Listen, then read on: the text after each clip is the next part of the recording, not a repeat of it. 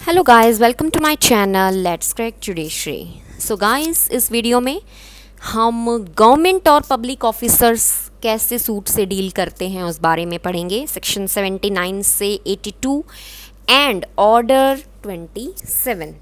तो ये दोनों हम कवर करेंगे। नेक्स्ट वीडियो में मैं आपको ऑर्डर 27A करवा दूंगी, ठीक है। तो चलिए स्टार्ट करते हैं इन सेक्शंस और इस ऑर्डर से। तो सबसे पहले है पार्ट 4 में आता है सेक्शन 79। ये डील करता है suits bye or against government, यानी कि गवर्नमेंट खुद कर सकती है या उसके खिलाफ हो सकते हैं, ठीक है। इन a suit by or against the government. तो 79 में मेनली बताया है कि सूट जब गवर्नमेंट या उसके खिलाफ होता है तो प्लेंटिफ डिफेंडेंट में किस अथॉरिटी का नाम शामिल होता है। तो अगर वो सेंट्रल गवर्नमेंट है तो यूनियन ऑफ इंडिया लिखा जाएगा। आपने केसेस लॉ वगैरह पढ़े होंगे तो उसमें होता है वर्सेस यूनियन ऑफ इंडिया, ये वो।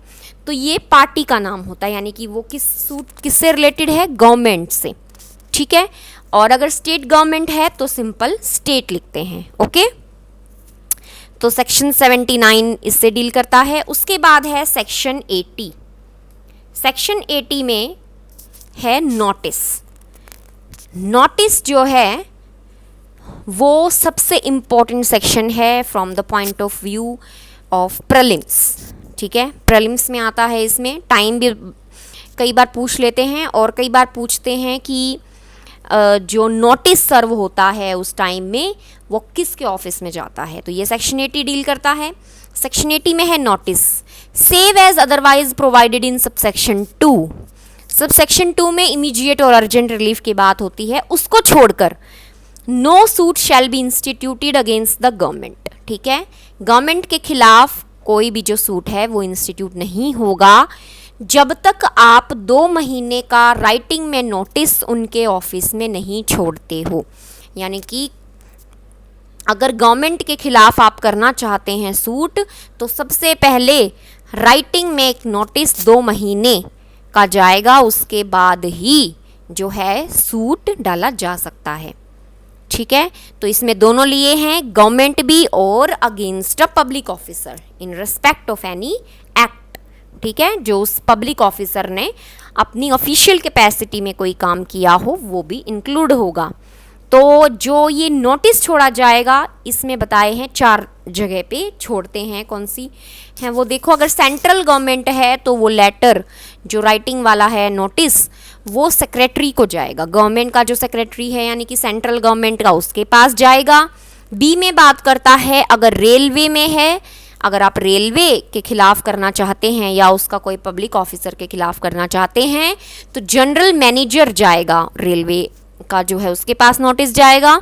और अगर जम्मू कश्मीर है तो वहाँ पे चीफ सेक्रेटरी के पास जाएगा, और स्टेट गवर्नमेंट है तो सेक्रेटरी या फिर कलेक्टर के पास जाएगा।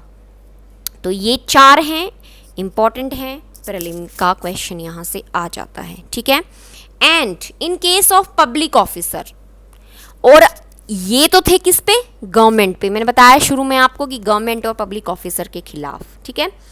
तो गवर्नमेंट के खिलाफ है तो यहाँ पे जा सकता है, अगर पब्लिक ऑफिसर के खिलाफ है तो उसके ऑफिस में जाएगा, ठीक है। तो जो name, description, place of residence है प्लेंटिफ का और वो क्या रिलीफ चाहता है ये सब होंगे उस नोटिस में, ठीक है। सेकंड फिर जो बात करता है सेक्शन 80 में ही के 1 में हमने पढ़ा कि पहली ही लाइन थी 2 को छोड़कर, तो 2 में ऐसा क्या है कि उसे छोड़कर फिर ये चीज़ पढ़ी जाएगी। तो वो ये है कि अर्जेंट और इमीडिएट जहाँ पे रिलीफ होता है, ठीक है, ज़रूरी है, बहुत अर्जेंट है, तो government including the government of the state of Jammu Kashmir, यानी कि दोनों गवर्नमेंट कोई सी भी हो और जम्मू कश्मीर को भी इंक्लूड किया है, या कोई पब्लिक ऑफिसर हो जिसने ऑफिशियल कैपेसिटी में कोई काम किया हो, उसके तहत जो इंस्टीट्यूट है वो हो सकता है विद, लेकिन आपको कोर्ट की परमिशन की ज़रूरत पड़ेगी। किन सर्कमस्टांसेस में, अर्जेंट और इमीडिएट रिलीफ है, विदाउट सर्विंग एनी नोटिस, यानी कि बिना नोटिस सर्व किए भी आप सूट इंस्टीट्यूट कर सकते हैं। तो उसके बाद कोर्ट की मर्जी है कि वो रिलीफ दे या नहीं, क्योंकि उसे अगर लगता है एंट्री मतलब बहुत अर्जेंट है, ज़रूरी है इमीडिएट रिलीफ होना, तो वो दे देगा। नहीं तो वो क्या करेगा, नहीं तो वो बोलेगा कि आप वही जो है अपना फॉलो कीजिए, राइटिंग में जो 2 महीने का नोटिस पीरियड जो है वो होना चाहिए। तो वहाँ पे but the court shall not grant relief in the suit, लेकिन वहाँ पे रीजनेबल अपॉर्चुनिटी वो दे सकती है किसको, गवर्नमेंट को, कि भैया क्यों आपके खिलाफ ऐसा ना हो। तो शो कॉज नोटिस में तो यही होता है, तो ये भी वो करेगी, किसमें, अर्जेंट इमीडिएट रिलीफ में भी। ठीक है। थर्ड फिर बात करता है, देखो, suit shell not B dismissed merely by reason that there is error or defect in notice, यानी कि केवल इस बात पे कि भाई जो नोटिस है उसमें कुछ एरर या डिफेक्ट है, आप जो है डिसमिस नहीं कर सकते हैं। ठीक है, डिसमिस नहीं होगा। इफ़ इन सच नोटिस, यानी कि 2 ज़रूरी चीज़ें इसमें बता दी हैं क्या होनी चाहिए। Name, description, residence of the plaintiff जो है वो वहाँ पे सही लिखा हो, और कॉज ऑफ एक्शन जो है, और रिलीफ, क्या रिलीफ प्लेंटिफ चाहता है वो इंडिकेट वहाँ पे हो रहा है।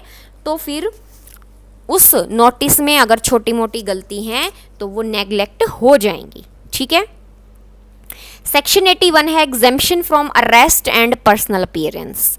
क्या कह रहा है, देखो, in a suit instituted against a public officer, public officer के खिलाफ कोई सूट है जो उसकी ऑफिशियल कैपेसिटी में उसने काम किया है, उस चीज़ के खिलाफ अगर सूट है तो आप डिफेंडेंट को अरेस्ट या उसकी प्रॉपर्टी को अटैच नहीं कर सकते सिवाय एग्जीक्यूशन के। और जहाँ पे कोर्ट सेटिस्फाई होता है that the defendant can not himself from his duty without detriment, यानी कि एब्सेंट वो नहीं हो सकता है, तो उसे पर्सन में अपीयर करने के लिए सूट में एग्जेम्प्ट भी कर सकती है कि भाई ये अपनी ड्यूटी से एब्सेंट नहीं हो सकता, इसका काम ऐसा है। ठीक है। उसके बाद है सेक्शन 82। सेक्शन 82 है एग्जीक्यूशन। 81 में ही बताया कि कोर्ट जो है वो सिवाय एग्जीक्यूशन के अरेस्ट और प्रॉपर्टी को अटैच नहीं कर सकता, तो सेक्शन 82 ही बात करता है एग्जीक्यूशन ऑफ डिक्री की। Where in a suit by or against the government or by or against a public officer in respect of any act purporting to be done by him in his official capacity, जो भी decree passed होती है against union of India या फिर state के खिलाफ, या जो भी केस है पब्लिक ऑफिसर के खिलाफ, तो 82 के 2 के तहत आप एग्जीक्यूट करवा सकते हैं, नहीं तो नहीं होगी। यानी कि इसने भी बोल दिया कि 82 के जो 2 है उसका रूल फॉलो होगा। क्या है वो ये है कि एग्जीक्यूशन डिक्री के 3 महीने के बाद ही होता है। ठीक है, 3 महीने तक अनसेटिस्फाई वो डिक्री रहेगी, उसके बाद ही आप एग्जीक्यूशन उसका करवा सकते हैं, ये कहता है 2। ठीक है। और थर्ड कहता है प्रोविजन, और 1 और 2 है वो अवार्ड पे भी अप्लाई होंगे, ऑर्डर और अवार्ड पे भी अप्लाई हो जाएंगे। अगर ऑर्डर और अवार्ड पास हुए हैं और ऑर्डर मेड, ये पास तो ऑर्डर के लिए लिखा है और अवार्ड लिखा है मेड के लिए, पास्ड और मेड है 82 के 3 में अवार्ड बनता है और ऑर्डर पास होता है, तो इसलिए लिखा है पास्ड और made against the union of India, यानी कि उनके खिलाफ जो होगा वेदर बाय अ कोर्ट और by any other authority, provision 1 और 2 अप्लाई होंगे और is capable of being executed, और जो ये ऑर्डर अवार्ड इस तरह से एग्जीक्यूट होंगे जैसे कि डिक्री पास हुई है। ठीक है, तो ये हमारा यहाँ पे हो जाता है सेक्शन 82 तक। सेक्शन 83 और 87B तक भी गवर्नमेंट के से ही रिलेटेड हैं, लेकिन अलग वीडियो में बनाएंगे क्योंकि एलियन, फॉरेन रूलर, एम्बेसडर वगैरह से रिलेटेड हैं। ठीक है, उसके बाद इन्हीं सेक्शन से रिलेटेड है ऑर्डर 27, तो वो मैं आपको बता देती हूँ। ऑर्डर 27 बात करता है suits bye or against the government और public officers in their official capacity. ठीक है, यानी कि सूट्स गवर्नमेंट के द्वारा या उनके खिलाफ, जो हमने 79 में भी पढ़ा। इन a suit by or against the government, plaint और रिटर्न स्टेटमेंट जो होंगी वो उस पर्सन द्वारा साइन की जाएंगी जो गवर्नमेंट ने अपॉइंट किया हुआ है जनरल या स्पेशल ऑर्डर देकर। तो उस बंदे के साइन होंगे। तो ये पीटी मार्क कर लेना, signed by such person as the government appoint by special or general order. ठीक है, ये बात करता है रूल 1 में, यानी कि साइन के बारे में बताया है।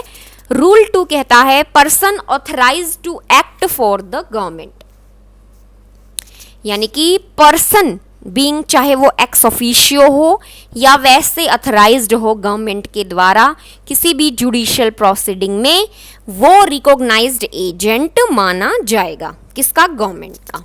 ठीक है, वो ही ये जो सूट को है ये आगे लेके जाएगा। उसके बाद रूल 3 में बात करता है plaints in suit by or against government, यानी कि in plaint there should be appropriate name. जो 79 में हम पढ़ के आए हैं तो वहाँ पे प्लेंट में प्रॉपर जो गवर्नमेंट है उसका नाम होना चाहिए, instead name and description and place of residence. ठीक है, यानी कि सूट्स है चाहे गवर्नमेंट ने किया है या उसके खिलाफ है, तो प्लेंट में नाम वगैरह प्लेंटिफ का डिफेंडेंट की बजाय सफिशिएंट है कि सेक्शन 79 को फॉलो कर लिया जाए, जो हम पढ़ के आए हैं। रूल 4 फिर कहता है agent for government to receive process, यानी कि गवर्नमेंट में तो सारी अपॉइंटमेंट होती हैं कि किसको, जो गवर्नमेंट के खिलाफ कोई इशू वगैरह हुए हैं, प्रोसेसेस हैं, उनके लिए एक गवर्नमेंट प्लीडर वहाँ पे होगा, और वो गवर्नमेंट प्लीडर भी एजेंट होगा। किसका? गवर्नमेंट का। क्यों? फॉर द पर्पज़, क्या पर्पज़ होगा उसका? कि जो भी गवर्नमेंट के खिलाफ प्रोसेसेस इशू होंगे उन्हें वो रिसीव करेगा। रूल 5 फिर कहता है fixing of day for appearance on behalf of government, यानी कि कोर्ट जो है फिक्स करते वक्त जो गवर्नमेंट करेगी उसको आंसर करेगी, तो कोर्ट कोशिश करेगा कि रीज़नेबल टाइम दिया जाए कि गवर्नमेंट को ये बात पता चले कि उनके खिलाफ जो भी ये केस है ये हुआ है, सूट इंस्टीट्यूट हुआ है, और उसका क्या रीज़न है, जो उसको रीज़नेबल टाइम सेक्शन 80 में हम पढ़ के आए 2 मंथ्स। तो वही बात है कि वो अपनी मर्जी से दे सकता है लेकिन एक्सीड नहीं करना चाहिए 2 मंथ्स इन टोटल। ठीक है, रूल 5 फिर कहता है government to be joined as a party in a suit against a public officer, यानी कि जहां पे सूट पब्लिक ऑफिसर के खिलाफ है डैमेजेस के लिए या किसी और रिलीफ के लिए, तो गवर्नमेंट भी वहां पे पार्टी हो जाएगी। ठीक है, इंपॉर्टेंट है ये चीज़। तो 2 चीज़ें हैं, डैमेजेस और अदर रिलीफ में पब्लिक ऑफिसर के खिलाफ, तो वहाँ पे क्या होगा, गवर्नमेंट भी shall be joined as a party to the suit. 5B में है duty of court in suits against the government or a public officer to assist in arriving at a settlement, यानी कि कोर्ट की duty होगी, क्या duty होगी कि settlement पे पहुंचाए, किसे? सेटलमेंट पे उस सूट को लेकर जाए। It shall be duty of the court to make effort in arriving at a settlement, कि वो सेटलमेंट पे पहुंचे। क्यों कोर्ट चाहेगा कि उसके पास इतने सारे जो सूट्स हैं वो आ जाएं, केसेस पे केसेस बढ़ते जाएं?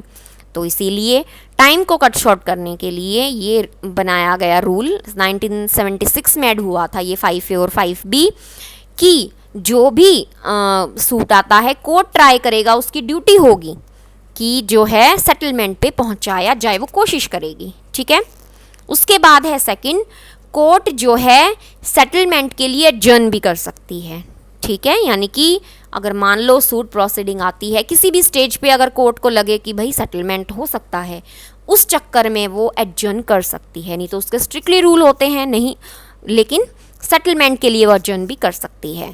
थर्ड में है power conferred under sub rule 2 is in addition to any other power of the court to adjourn proceedings. ठीक है, पावर जो कन्फर होती हैं सेकंड में, यानी कि कौन सी एडजर्न करने वाली फॉर सेटलमेंट, वो एडिशनल पावर होंगी कोर्ट की टू एडजर्न प्रोसीडिंग्स। ठीक है, ऑर्डर 17 में जो हम पढ़ के आए हैं सब कुछ, तो उसके अलावा ये होंगी जो सेकंड में पावर होंगी, यानी कि एडजर्न की पावर जो है थोड़ी बढ़ जाएंगी सेकंड के तहत फॉर सेटलमेंट। फिर उसके बाद है rule 6, attendance of persons able to answer questions relating to suits against government. यानी कि कोर्ट जो है किसी भी केस में जहां पे गवर्नमेंट प्लीडर है is not accompanied by any person, जो आंसर दे सकता है, यानी कि गवर्नमेंट प्लीडर के साथ वो पर्सन जो है एबल है कुछ आंसर करने का, तो अगर वो नहीं है तो वहां पे ऑर्डर देगी भाई इस पर्सन को बुलाया जाए, direct the attendance of such a person. ठीक है।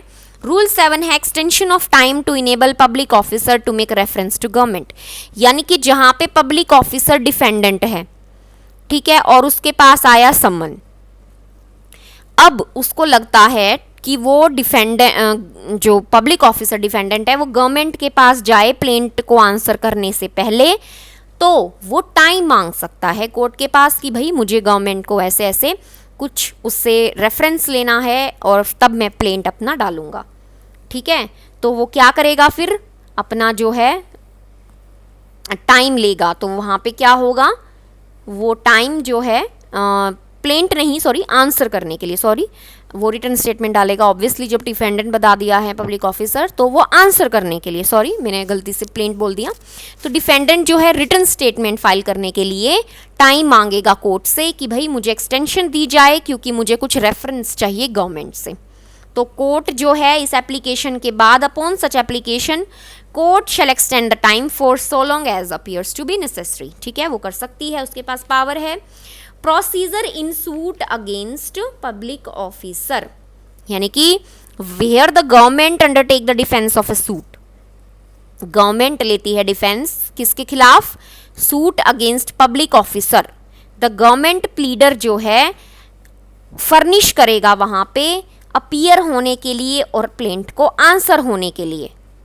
यानी कि गवर्नमेंट जो है डिफेंस ले रही है, जो सूट है किसके खिलाफ है, पब्लिक ऑफिसर के खिलाफ, वो वहाँ पे डिफेंस के लिए गवर्नमेंट जो है वो प्लीडर है, अपीयर होने के लिए वो डालेगा कोर्ट में कि आंसर करने के लिए किसको, प्लेंट को। कौन डालेगा, ध्यान रखना, गवर्नमेंट। ओके।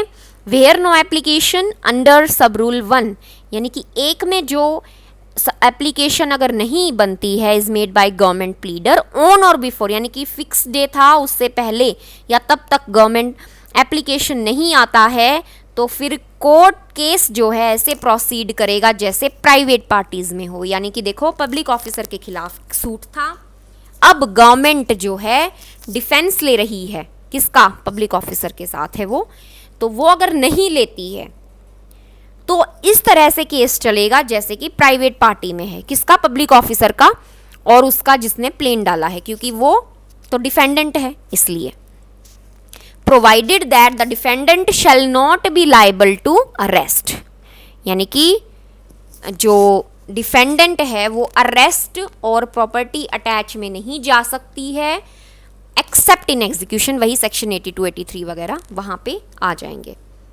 रूल 8A है फिर, no security to be required from government और public officer in certain cases, यानी कि ऑर्डर 41 रूल 5 और रूल 6 में जो मेंशन है वो सिक्योरिटी मेंशन है, तो अगर गवर्नमेंट के और पब्लिक ऑफिसर जिस सूट में आ गए वहां पे वो सिक्योरिटी नहीं ली जाएगी।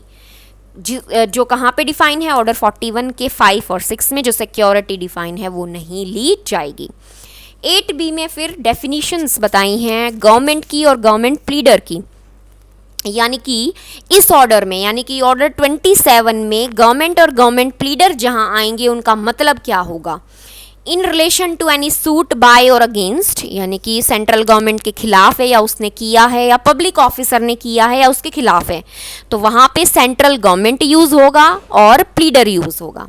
और फिर सी में कहता है कि जहां पे स्टेट गवर्नमेंट के खिलाफ है या उसने किया है तो वहां पे state government and the government pleader use होगा। ठीक है, तो ये सिंपल डेफिनेशन बताई हैं गवर्नमेंट की क्या होंगी, तो गवर्नमेंट जहाँ पे सेंट्रल वाला केस है तो सेंट्रल गवर्नमेंट है, और स्टेट गवर्नमेंट वाला केस है तो वहाँ पे स्टेट हो जाएगा। ठीक है, उसके बाद गवर्नमेंट प्लीडर स्टेट का भी हो सकता है और सेंट्रल का भी हो सकता है, तो हमारा ऑर्डर 27 ख़त्म हो गया है।